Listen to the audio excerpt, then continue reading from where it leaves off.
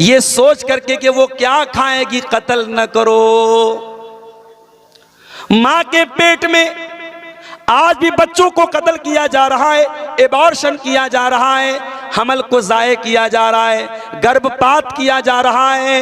1400 साल पहले बच्चे पैदा होने के बाद कत्ल किए जाते थे, लड़कियां पैदा होने के बाद कत्ल की जाती थी। आज की दुनिया तरक्की कर चुकी है, आज माँ के पेट में ही बच्चियों को मारा जा रहा है। वला तक़्तुलू मिन औलादकुम मिन इमलाक़, अपनी औलाद को फाका कशी की वजह से, गुर्बत की वजह से कत्ल मत। अगर हमल ठहर गया है तो जब तक बहुत क्रिटिकल सिचुएशन ना हो, औरत की जान खतरे में ना हो, हमल को गिराने की इजाजत नहीं है, चाहे वो 1 महीने का हो, चाहे वो 10 दिन का हो। अगर उसके पहले, हमल के पहले एहतियाती तदाबीर इख्तियार की जाएं ताकि भी बच्चों के बीच में गैपिंग हो, वो एक अलग मसला है। लेकिन अगर हमल ठहर चुका है, उसको गिराना ये औलाद का कत्ल है और हराम है मेरे प्यारे साथी। और आगे अल्लाह ने एक अजीब बात कही, फरमाया नहनु नर्ज़ुकुकुम व इय्याहुम, तुमको भी रोजी हम देने वाले, तुम्हारी औलाद को भी रोजी हम देने वाले। तू ये मत समझ के तू खिलाता है, नहीं नहीं नहीं, तू नहीं खिलाता है, अल्लाह खिलाता है। कितने लोग हैं उनके घर में सिर्फ 2 बेटे हैं और अल्लाह तबारक व तआला ने उनको गुर्बत और परेशानी में डाल के रखा है। और कितने लोग हैं उनके 10 बेटे हैं और सब चैन से खा रहे हैं। तो दौलत की तकसीम हमारी औलाद के हिसाब से नहीं है मेरे भाइयों, अल्लाह देता है रोजी। अल्लाह देता है तो जिसके 8 बच्चे हैं उसको भी रोजी मिल रही है, और अल्लाह नहीं देता है तो जिसके घर में 1 भी बेटा नहीं उसको भी परेशानी आती है। तो फरमाया नहनु नर्ज़ुकुकुम व इय्याहुम, उनको भी रोजी हम देते हैं, तुमको भी रोजी हम देते हैं। उसके बाद चौथी चीज, वला तक़रबुल फ़वाहिश मा ज़हर मिन्हा व मा बतन, और ऐ मेरे बंदो, फहश कामों के, अश्लील कामों के, वल्गर कामों के करीब न जाना। अल्लाह अकबर, एक लफ्ज़ अल्लाह ने इस्तेमाल किया, अल फ़वाहिश, ऑल द वल्गर एक्टिविटीज। अभी अमेरिका में न्यूयॉर्क एक शहर है, वहां एक मुसलमान मेयर जीत गया है, बड़ा सोशल मीडिया पे बड़ा शोर हो रहा है। उसका नाम क्या है भाई, कौन, ममदानी है, ज़ोहरान ममदानी। वो इंडिया, असल में वो इंडिया का रहने वाला है और मसलक के एतबार से वो शिया है, और शियों में भी इस्ना अशरी शिया है, जो सहाबा को गाली देने वाला फिरका है, उससे उसका ताल्लुक है। मुसलमान बड़े खुश हो रहे हैं साहब, अमेरिका के इतने बड़े शहर न्यूयॉर्क में एक मुसलमान मेयर बन गया। अभी कल मैं सोशल मीडिया पे पढ़ रहा था कि अमेरिका में वो लोग जिनका ताल्लुक LGBT से है, जो लेस्बियन और गे, यानी मर्द का मर्द के साथ ताल्लुक और औरत का औरत के साथ ताल्लुक को जो लोग सही मानते हैं, जायज मानते हैं, ज़ोहरान ममदानी कहता है मुझे उनके नजरिए से भी कोई इख्तिलाफ नहीं है, मैं उनके साथ भी खड़ा हूं। और वो लोग जो ये कहते गॉड इज गे, नऊज़ुबिल्लाह नऊज़ुबिल्लाह, जो कहते अल्लाह तबारक व तआला के बारे में कि वो भी गे है, ज़ोहरान ममदानी कहता है मरदूद कि मैं उनके साथ भी खड़ा हूं, और हम बड़े खुश हो रहे हैं साहब वो मुसलमान हैं। तो सोशल मीडिया पर आने वाली हर खबर पर बहुत जल्दी खुश मत हो जाया करो। दुनिया में ऐसे ऐसे खबीस लोग भी हैं जो नऊज़ुबिल्लाह अल्लाह के बारे में ऐसा गंदा अकीदा रखते हैं। दुनिया की बहुत बड़ी गंदगी है मर्द का मर्द के साथ नाजायज, मर्द का मर्द से ताल्लुक बनाना। ये इस अमल की शुरुआत हजरत लूत अलैहिस्सलाम की कौम ने की थी, और जानते हो अजाब क्या उतरा था उनके ऊपर? आसमान से पत्थरों की बारिश हुई थी और पूरी कौम को अल्लाह ने उलट दिया था। उन्होंने अल्लाह के कानून को उल्टा। अल्लाह ने मर्द के लिए औरत को बनाया है, शौहर के लिए बीवी को बनाया है। वो मर्दूद मर्द मर्द के साथ ताल्लुक बनाता था। जब उन्होंने अल्लाह के कानून को उल्टा, अल्लाह ने पूरी बस्ती को उलट दिया। और आज भी अरब के अंदर वो सरजमीन मौजूद है, वहाँ पे एक बहुत ही गंदे पानी का समंदर और गंदे पानी की झील है जिसको डेड सी कहते हैं, बहरे मुर्दार कहते हैं। और जब रिसर्च की गई तो उसके अंदर उस बस्ती के अवशेष पाए गए, उस बस्ती के बाकियात पाए गए। वला तक़रबुल फ़वाहिश, अल्लाह ने कहा खबरदार गंदे कामों के करीब न जाओ। ये ज़िनाकारी गंदा काम, ये बदकारी गंदा काम, ये मर्द का मर्द के साथ ताल्लुक कायम करना गंदा काम, ये मर्द का अपने हाथों से अपनी शर्मगाह के जरिए मनी खारिज करना गंदा काम। जितने वल्गर एक्टिविटीज हैं वो सब इसके अंदर आ गए। वला तक़रबुल फ़वाहिश, हराम और गंदे और गलीज कामों के करीब न जाओ। और आगे अल्लाह ने एक बड़ी अजीब बात कही, फरमाया मा ज़हर मिन, अच्छा मैं ये सब बयान कर रहा हूँ, ये यूट्यूबर से बोल देता हूँ, अगर किसी ने कोई गंदा थंबनेल लगाया और मैं इससे कोई मतलब नहीं रखूंगा कि कौन से चैनल का है, मैं इतने सारे चैनल वालों को पहचान नहीं सकता और मेरे पास कोई क्राइटेरिया नहीं कि मैं फिल्टर करूं कि कौन सही है कौन गलत है। अगर आज की तकरीर का कोई भी थंबनेल मेरे पास आया और लोग मेरे पास भेजते हैं, अगर एक भी गंदा थंबनेल आया तो अगले जलसे में आपको बिल्कुल इजाजत नहीं मिलेगी, किसी को भी इजाजत नहीं मिलेगी। तो जितने गंदे काम हैं उन सब के करीब मत जाओ। मा ज़हर मिन्हा व मा बतन, जो जाहिरी गंदे काम हैं, जो दिख रहे हैं, जो ओपन हैं, उनसे भी बचो। वमा बतना, और जो छुप करके हो रहे हैं, चैटिंग के जरिए हो रहे हैं, सोशल मीडिया पर हो रहे हैं, बंद कमरे में हो रहे हैं, होटलों में हो रहे हैं, पार्कों में हो रहे हैं, उन तमाम गंदे कामों से बचो। एक बेपर्दगी वो है, लड़की घर के बाहर बेपर्दा निकली, सारी दुनिया को नजर आया ये बेपर्दा है। एक बेपर्दगी ये है, घर के बाहर तो पर्दे में निकलती है और घर के अंदर देवर भाभी के बीच में बड़ा हंसी मजाक चल रहा है, जीजा साली के बीच में बड़ा हंसी मजाक चल रहा है, खाला के लड़कों के साथ गंदी गंदी बातें हो रही हैं, मामा के लड़के के साथ अजीबोगरीब बातें हो रही हैं, कोई फर्क नहीं है महरम और गैर महरम का। तो अल्लाह ने कहा कि खबरदार फवाहिश के करीब मत जाओ। इसीलिए अल्लाह के नबी कहते हैं कि इब्ने आदम के तमाम पार्ट्स ऑफ बॉडी में जितना जिना अल्लाह ने लिख दिया है, इब्ने आदम उतना जिना करता है।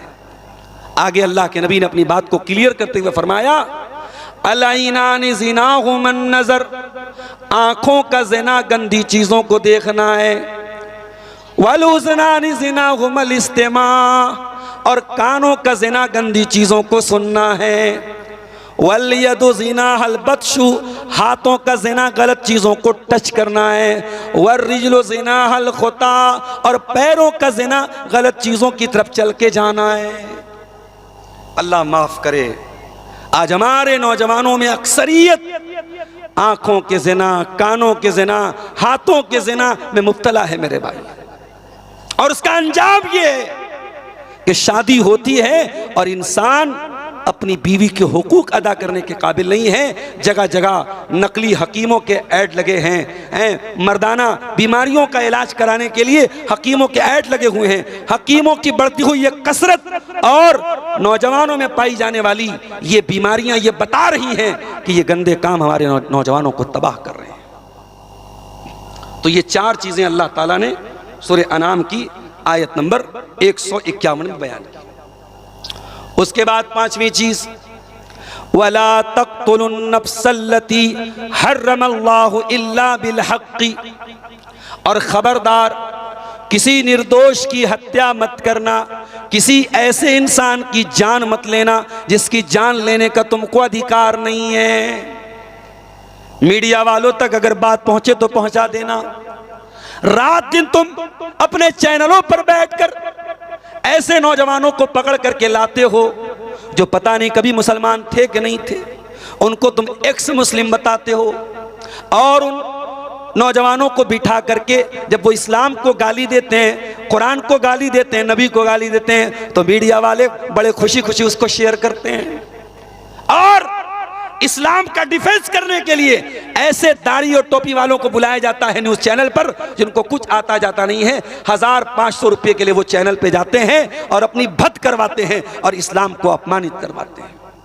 मीडिया वालों, अगर दम है और हिम्मत है तो कभी अपने चैनलों पर उन मुसलमानों को भी लाओ जो कभी गैर मुस्लिम थे और अब उन्होंने इस्लाम कबूल किया। जरा उनसे भी पूछो कि उन्होंने दूसरे मजहब में क्या कमी देखी और इस्लाम के अंदर उन्होंने क्या खूबी देखी।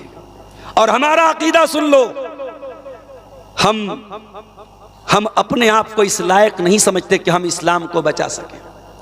दुनिया वाले अपने धर्म को बचाने के लिए यात्राएं निकालें, अपने धर्म को बचाने के लिए जुलूस निकालें। मुसलमान को अपने धर्म को बचाने के लिए कोई जुलूस निकालने की जरूरत नहीं है। ये हमारा धर्म नहीं है, इट्स नॉट अवर रिलीजन, ये हमारा दीन नहीं है, ये अल्लाह का दीन है। और शायर कहता है, नूरे खुदा है कुफ्र की हरकत पे खंदाजन, फूकों से ये चिराग बुझाया न जाएगा। जितना इस्लाम को दबाओगे उतना इस्लाम और उभरेगा। और कुरान कहता है, युरीदून लियुत्फिउ नूरल्लाहि बिअफ़वाहिहिम वल्लाहु मुतिम्मु नूरिही वलौ करिहल काफ़िरून। तुम इस्लाम को बुझाना चाहते हो, इस्लाम की शमा और रोशन होगी, इस्लाम और उभरेगा जितना तुम उसको दबाओगे।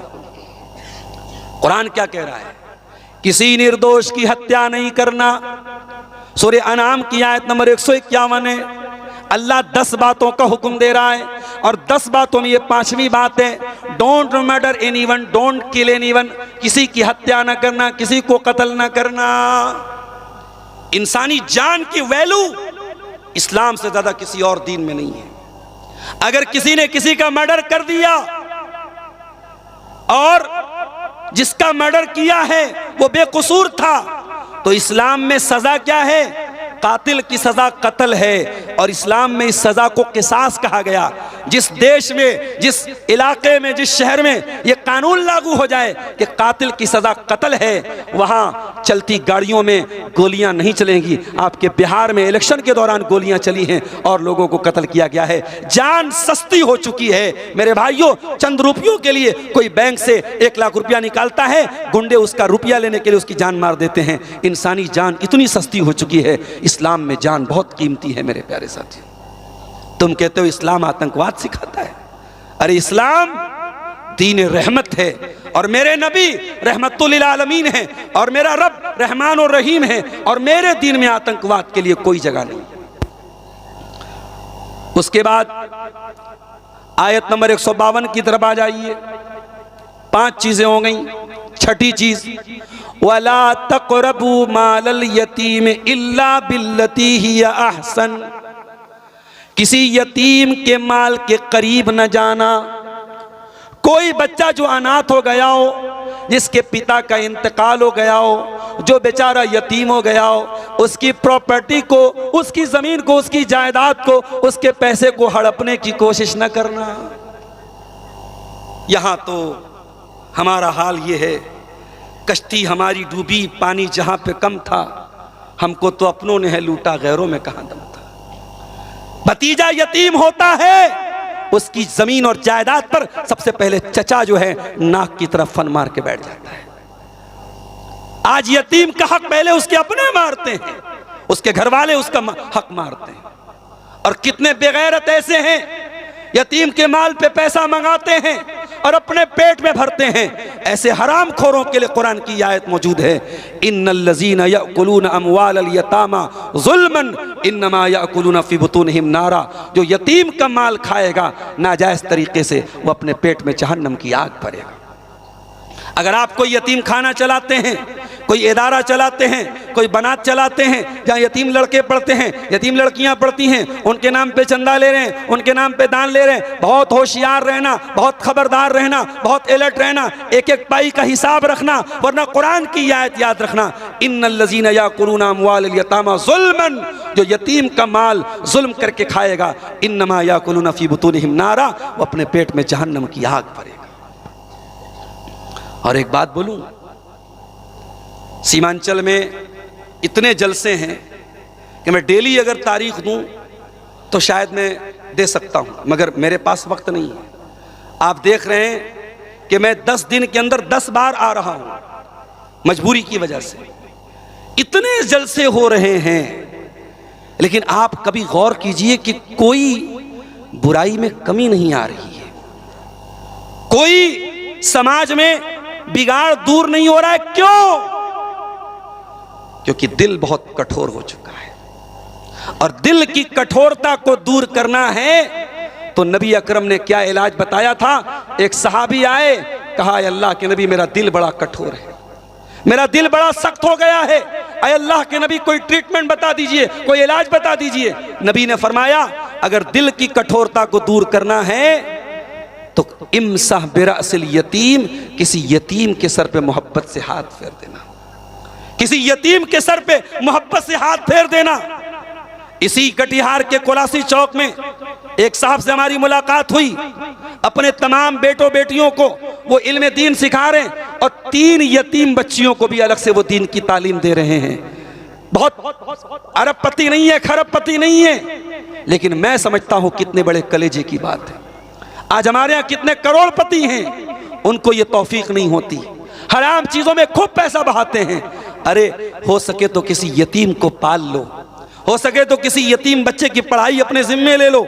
मैं खुद मदरसे में पढ़ाता हूं और मैं जानता हूं कितने बच्चे होते हैं जो बेचारे गरीब होते हैं, यतीम होते हैं, सिर्फ अपने फैमिली बैकग्राउंड की वजह से, अपने गरीब माँ बाप की वजह से, या फैमिली में कोई नहीं है इस वजह से बेचारे पढ़ाई छोड़ देते हैं। मेरे भाइयों, अगर दान करना है, अल्लाह की राह में देना है, मस्जिदें बनवाओ, मदरसे चलाओ, लेकिन दान और खैरात का एक जरिया यह भी है कि आप यतीमों का ख्याल करो, किसी यतीम की परवरिश अपने जिम्मे ले लो। तो ये हो गई छठी चीज। 4 चीज और बयान करनी है। उसके बाद फरमाया वला तक़रबू मालल यतीमी इल्ला बिल्लती ही अहसनु हत्ता यबलुगा अशुद्दा। यतीम के माल के करीब न जाना जब तक वो यतीम बालिग न हो जाए। जब यतीम बालिग हो गया, जवान हो गया, अपने पैरों पे खड़ा हो गया, उस यतीम का माल उसके हवाले कर देना, उसके माल में हेर फेर न करना, उसके माल में कोई 420 न करना। उसके बाद 7वीं चीज फरमाया व औफुल कैल वल मीज़ान, व औफुल कैल वल मीज़ान बिल क़िस्त। और जब सामान तौल के देना और नाप के देना तो बराबर बराबर तौल के देना। किसी के साथ बेईमानी न करना, किसी के साथ अन्याय न करना। अगर तुम बिजनेस कर रहे हो, कारोबार कर रहे हो, किसी को नकली माल न बेचना, किसी के साथ धोखाधड़ी न करना, नाप और तौल में कोई कमी कोताही न करना। मेरे प्यारे भाइयों, आज भारत की सरजमीन पर हालात हमारे लिए तंग हो रहे हैं, मुश्किलें हमारे लिए खड़ी हो रही हैं, मगर अल्लाह का कुरान हमको रास्ता बता रहा है। इतनी मुश्किलों के बावजूद है मुसलमान, तेरा कुरान तुझे तरीका बता रहा है कि तुझे बेईमान नहीं बनना है, तुझे ईमानदार बनना है, तुझे नाप तौल में कमी करने वाला नहीं बनना है, सही सही नाप तौल करने वाला बनना है। तेरा कारोबार इतना ट्रांसपेरेंसी वाला हो, इतना साफ सुथरा हो कि गैर मुस्लिम भी तुझसे कारोबार करने के लिए आगे बढ़े और दुनिया तेरी ईमानदारी की तारीफ करे। उसके बाद फरमाया ला नुकल्लिफु नफ्सन इल्ला वुस्अहा। और ऐ मेरे बंदो, तुम जब कोई सामान नाप तौल के देना, अपने हिसाब से पूरी कोशिश कर लेना। लेकिन अगर तुम चावल बेच रहे हो और 2-4 दाने चावल के कस्टमर को तुमने कम दे दिए, तुमने कुछ कमी और बेशी कर दी, तो एक एक दाने का हम हिसाब नहीं लेंगे। ऐ मेरे बंदो, जो तेरी ताकत में नहीं है, जो तेरे कंट्रोल में नहीं है, हम उसका हिसाब तुझसे लेने वाले नहीं है। तू खुल्लम खुल्ला बेईमानी मत करना, तू जानबूझ करके बेईमानी मत करना। हाँ, अगर नाप तौल कभी करने में, कभी ना जानकारी में अगर कुछ हल्का फुल्का 19-20 हो गया, उसकी अल्लाह क्या पकड़ नहीं होगी। उसके बाद 8वीं चीज फरमाया वैज़ा कुल्तुम फादिलू। और ऐ मेरे बंदो, जब तुम बात करना तो इंसाफ की बात करना, न्याय की बात करना, ना इंसाफी की अन्याय की बात न करना। दुनिया वाले कहते हैं प्यार में सब जायज है और जंग में सब जायज है। Everything is fair in love and वार। न प्यार में सब जायज है, न जंग के मैदान में सब जायज है। अगर आप किसी से प्यार करते हैं तो प्यार के नाम पर आपको कोई नाजायज और गलत काम करने की इजाजत नहीं है। हाँ, अगर दिल में किसी लड़की की मोहब्बत पैदा हो गई, इस्लाम इस बात की इजाज़त देता है आप लड़की के गार्जियन से रब्ता करें, उसके बाप से रब्ता करें, प्रॉपर चैनल से आएँ, मेन गेट से आएँ। आप बैकडोर का इस्तेमाल ना करें, आप नाजायज़ तरीके का इस्तेमाल ना करें। लड़की के निकाह का जिम्मेदार अल्लाह ने लड़की के गार्जियन को बनाया है, उसके वली को बनाया है, उसके बाप को बनाया है। अगर वली तैयार है तो बहुत अच्छी बात है, सोने पे सुहागा है, आप निकाह कर लें। और ये भी याद रखें, खूबसूरती पे लट्टू ना हो जाएं, खूबसूरती पर लट्टू ना हो जाएं कि कोई बहुत खूबसूरत है तो बस लट्टू हो गए। अगर खूबसूरती के साथ साथ दीनदारी है, प्रॉपर चैनल से आएं और गार्जियन से वली के जरिए निकाह का पैगाम भेजें। अगर वली राजी नहीं है तो कोर्ट मैरिज करना, भाग के शादी करना हराम है, नाजायज है, जिना है, बदकारी है, और जो करेगा अल्लाह के यहाँ बहुत सख्त गुनहगार होगा। मेरे प्यारे साथियों, न प्यार में सब जायज है, न जंग के मैदान में सब जायज है। अभी सूडान से तस्वीरें आ रही है, अजीबो गरीब जुल्म हो रहा है, अजीबो गरीब जुल्म हो रहा है। किसी को जिंदा ताबूत में भरा जा रहा है, कहीं पूरा पूरा गांव आग से जिंदा जला दिया जा रहा है। आज जंग के मैदान में लोग एक दूसरे को क्या नहीं करते। इसी भारत के एक स्टेट में दंगा हुआ और तस्वीरें वायरल हुई, माँ हामिला औरत के पेट में भाला मार के पेट का बच्चा हवा में लहराया गया, और बाद में ये जुल्म करने वाले सबको क्लीन चिट दे दी गई। मेरे प्यारे साथियों, याद रखो, दुनिया में अगर इंसाफ नहीं हुआ, अल्लाह की अदालत में इंसाफ होगा। इस्लाम अपने दुश्मन के साथ भी हमें अन्याय करने की तालीम नहीं देता। अल्लाह कुरान में कह रहा है, वइज़ा कुल्तुम फादिलू, जब बात करो तो न्याय की बात करो। इसी कटिहार से मेरे पास ये भी फोन आया, मौलाना साहब, पंचायत करने वाले को अपने पक्ष में फैसला करने के लिए बैकडोर से पैसा दिया जाता है, रिश्वत दी जाती है, और जो ज्यादा तगड़ा होता है, ज्यादा मजबूत होता है, कुछ पंचायत करने वाले उसके हक में फैसला कर देते हैं। याद रखें, ऐसे बेईमान पंचायत करने वाले पंच और सरदार, ये पंचायत की कुर्सी, ये सरदार की कुर्सी, ये फैसला करने वाले की कुर्सी कयामत के दिन तेरे लिए जहन्नम की कुर्सी बनेगी। अगर तूने रिश्वतें लेकर गलत फैसले किए हैं और हकदार का हक मारा है और मजलूम को दबाया है, तो याद रख, तू नबी का मानने वाला नहीं है, तू शैतान का मानने वाला है। मेरे नबी इंसाफ के अलमबरदार थे। मेरे नबी का फैसला इंसाफ का फैसला होता था। नबी की अदालत में केस आया, अय अल्लाह के नबी, एक औरत ने चोरी की है, कबीले बनु मखसूम की औरत है, फातिमा नाम था उस औरत का, बहुत बड़े खानदान की औरत थी, चोरी की थी उसने। नबी ने कहा हाथ काटा जाएगा। खानदान के लोग परेशान हो गए, हमारे खानदान की नाक कट जाएगी। हजरत ओसामा से कहा, आप नबी के चहेते हैं, नबी के लाडले हैं, नबी आपकी बात मानते हैं, आप अल्लाह के नबी से रिक्वेस्ट कीजिए, गुजारिश कीजिए कि अल्लाह के नबी फैसला चेंज कर लें, कोई और सजा दे दें। ओसामा आते हैं, अल्लाह के नबी के सामने बात रखते हैं। बुखारी के अल्फाज हैं, अल्लाह के नबी का चेहरा गुस्से से लाल हो जाता है और आप फरमाते हैं, अय ओसामा, क्या तुम ये चाहते हो मैं अल्लाह का कानून बदल डालूं इस लड़की के लिए, इस औरत के लिए? अय ओसामा, अल्लाह की कसम, लौ अन्ना फातिमा बिन्त मुहम्मदिन सरकत लक़तातु यदहा। अय ओसामा, ये तो कबीले बनु मखसूम की फातिमा थी, मेरी अदालत में अगर ये केस आता, मेरी लखते जिगर, मेरी नूरे नज़र, मेरी बेटी फातिमा ने चोरी की है। अय ओसामा, अल्लाह की कसम, मोहम्मद की अदालत से कोई और फैसला ना आता, मैं अपनी बेटी के भी हाथ कटवाने का ऑर्डर दे देता। इंसाफ करो पंचायत वालों, इंसाफ करो, एक दूसरे का फैसला करने वालों, इंसाफ करो, हक का साथ दो, सही का साथ दो, किसी की ताकत देखकर, किसी की दौलत देखकर उसका साथ मत दो। उसके बाद फरमाया, वलौ कान ज़ा कुर्बा, तुम इंसाफ की बात करो, अगरचे अपने रिश्तेदार के खिलाफ पड़ जाए, अपने करीबी लोगों के खिलाफ पड़ जाए, तब भी तुम इंसाफ की बात करो।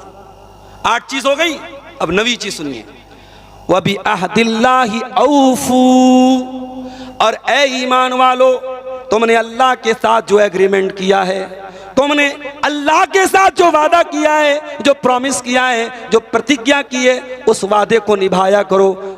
वादा करने के बाद वादा न तोड़ा करो, वादा खिलाफ न बनो। मुसलमानों, 5 टाइम की नमाज में अल्लाह से एक वादा करते हो, इय्याका नअबुदु व इय्याका नस्तईन, ऐ अल्लाह हम तेरी ही इबादत करते हैं और तुझ ही से मदद मांगते हैं। नमाज में इतना बड़ा वादा करने के बाद अगर गले में तावीज़ पहनते हो और हाथ में धागा बांधते हो और यह अकीदा रखते हो कि धागा बांधने से बीमारी चली जाएगी, तावीज़ पहनने से बिगड़ी बन जाएगी, और कार से जा रहे हो बिल्ली ने रास्ता काट दिया और यह अकीदा रखते हो कि बिल्ली के रास्ता काटने से हमारे ऊपर मुसीबत आ जाएगी, तो याद रखो तुमने अल्लाह से वादा करके वादा खिलाफी की है। जब इय्याका नअबुदु व इय्याका नस्तईन का वादा किया है तो इस वादे पर कायम रहो और इस वादे को निभाओ। ज़ालिकुम वस्साकुम बिही लअल्लकुम तज़क्करून, ये अल्लाह ताला की बहुत बड़ी वसीयत है। अब 9 चीजें हो गई। अब लास्ट एंड फाइनल चीज सुन लीजिए, आयत नंबर 153 सूरह अनाम की, बहुत अहम आयत है, इसको भी सुन लीजिए, इसी पर मैं बात खत्म करूंगा। व अन्ना हाज़ा सिराती मुस्तक़ीमन फत्तबिऊह, और ए नबी दुनिया वालों को बता दो इस्लाम ही मेरा सीधा रास्ता है, इस्लाम पर चलोगे तभी तुम सिरात मुस्तकीम पर चलोगे। ए ईमान वालो, ए दुनिया वालो, इसी रास्ते पर तुमको चलना है, इसी हाईवे पर तुमको चलना है, इसी रास्ते पर तुमको चलना है। वला तत्तबिउस सुबुल, दूसरे रास्तों पर नहीं चलना। फतफर्रक बिकुम अन सबीली, वरना दूसरे रास्ते तुमको अल्लाह की राह से भटका देंगे। अल्लाह की राह पे चलो, और वही रास्ता नबी का रास्ता है और वही रास्ता सहाबा का रास्ता है। और अल्लाह की कसम अहले हदीस की दावत उसी रास्ते की तरफ है। हमने कभी नहीं कहा हमारे उलमा जो कहते हैं वो आप मान लो, हमने कभी नहीं कहा हमारे अइम्मा की तरफ आओ, हमारे उलमा की तरफ आओ। हमने जब भी दावत दी है कुरान और हदीस की दावत दी है, और ये हमारे स्टेज से इसकी मिसालें कायम हुई है। अगर किसी एक आलिम ने कुरान और हदीस के खिलाफ कोई बात बयान की है, दूसरे आलिम ने तरदीद की है। अभी मुझे किसी ने बताया कि कहीं किसी ने तकरीर में कहा कि खतना की दावत हराम है। ये हराम का लफ्ज़ अगर कोई इस्तेमाल करता है मुनासिब बात नहीं है, चूँकि बात आई है इसलिए मैं बात बता रहा हूँ कि खतना की दावत के बारे में ज़्यादा से ज़्यादा ये लफ्ज़ इस्तेमाल करना चाहिए बेहतर नहीं है, मुनासिब नहीं है, क्योंकि अल्लाह के नबी से कोई सही हदीस में सबूत नहीं मिलता।